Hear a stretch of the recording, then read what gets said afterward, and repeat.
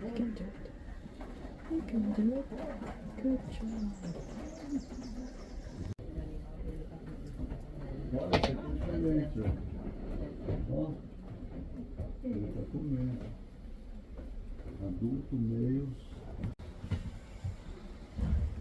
Deep claws. What's the panhandle got? Nothing. Good looks, that's it. They're gonna go for the safer option.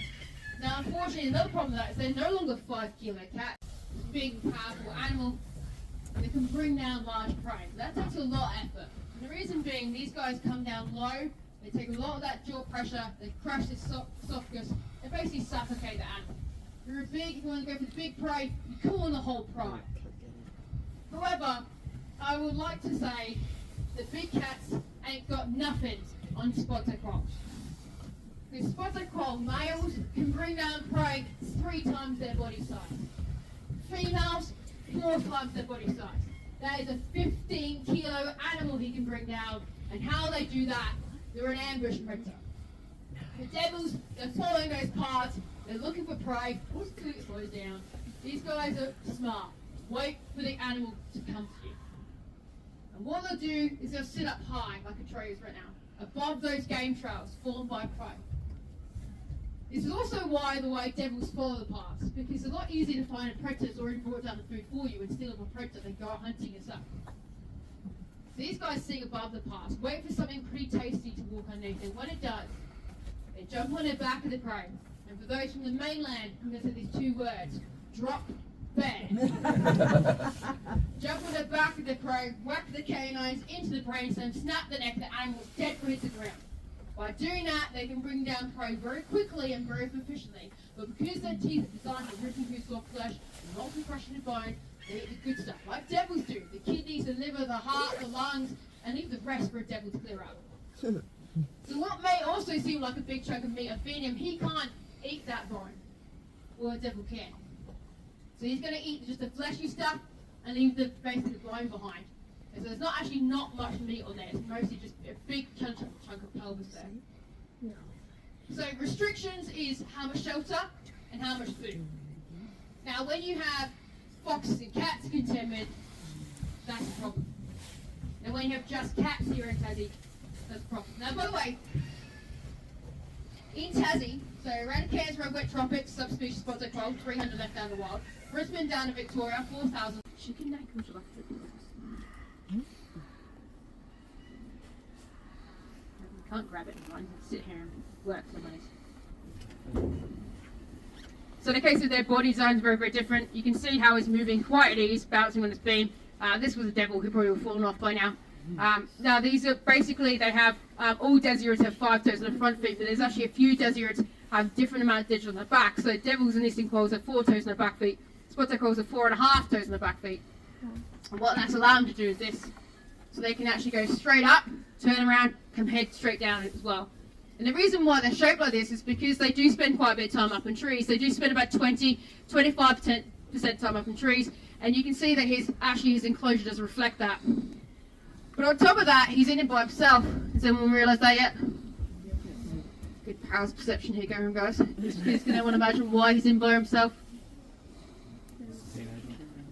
Is he related to all the others?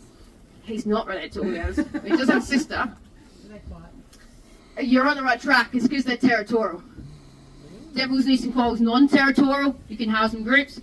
These guys are territorial, which also puts another restriction on us, is they take up a lot more room. So if you can imagine these guys live at the mum at 5 months, very, very quickly eat a lot of enclosures. So generally we only breed 1 female per year, which also, with this year we're going all out, and we're breeding 2. So we're happy to say that in the case of Lady Lash, she's right down the end of the front there. She's actually got 6 Joeys with her right now. They're about this big at the moment. So they're actually out the pouch or in the den. Bobby, who's right behind you, we'll actually be checking her pouch next week or so.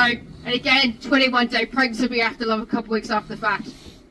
Dacos on the other hand won't be breeding until next year because he's going to be that fully grown. He can have a 1-year-old male breed, but it's a bit like a teenage boy trying to breed, not so much, doesn't know what's going on.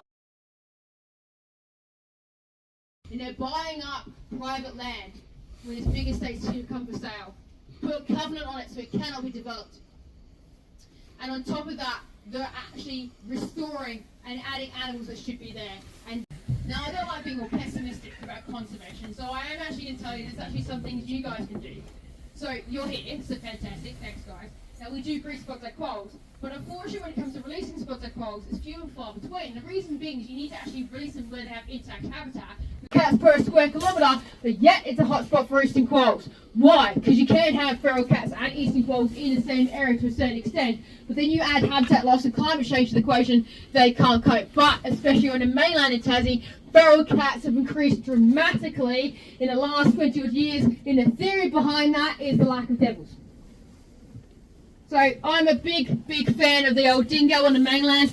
There's a lot of evidence to say that when dingoes are around, they hunt and kill foxes and cats because they like sharing their space with them. But down here in Tassie we have our devil. Now devils, in the case of them, they don't actually hunt them, but they suppress them, because what they do, cat brings down prey. Devil's like, thank you very much, I'll take that food off you. Cat's like, go fight devil. So cat's like, I don't like devils, they steal food of us, let's come out during the day instead, love. And when they do, they're actually less successful hunting. And hence why we can house these, they're easy to house and also their quolls. Now in the case of the threats are man-made, so as to a certain extent we can actually mitigate those risks. On the mainland, the biggest contributing factor then going to the mainland was foxes. We don't have foxes down here in Tassie, so we'll move on. Next thing is basically the first thing, is going to be habitat loss. These guys have got open grasslands back to the bush. So yes, they can exist in farmland, but they need open grasslands quite close to the bushy areas. And down to modernisation of agriculture and forestry, massive open areas have been cleared, and they've lost those two resources close together. That's been going for pretty much the last 80 to 100 years. The new threat to emerged in the last 20 odd years is climate change, because these guys are clearly carnivorous, and in the summer months they go for the biggest side of the prey, small mammals, reptiles, birds, amphibians. And in the autumn and winter, a big chunk of their diet is insects. This is what happens, is the insects rely on certain climatic cues to emerge, one of them being cicadas. Now normally here cold snap in May, and then we get some rain. Cicadas like, right, now is the time to emerge en masse from the soil and become those beautiful flying what's it thingies that we Australians are very used to. Now what happens if those insects don't come out when they need them, which is to get fat and chunky and breed, then they'll starve, therefore won't breed properly. And a male eastern quoll, the reason being, when a male and female breed, what we do is we can leave the male in there for a bit. They even will snuggle each other to a certain extent. And then what we do is once she's confirmed young, we take him out. How easy is that? East side Tassie in particular, feral cats increased 58%. That's not going to affect these guys. Those three things, we've lost 67% of our eastern quolls are still declining. In case of when we lost on the mainland, 8% of distribution gone. In the last 2 decades, 67% of their population. Botanical gardens, but also up in Aussie Ark as well, fully fed sanctuaries as well, because they've eradicated those foxes out of those areas.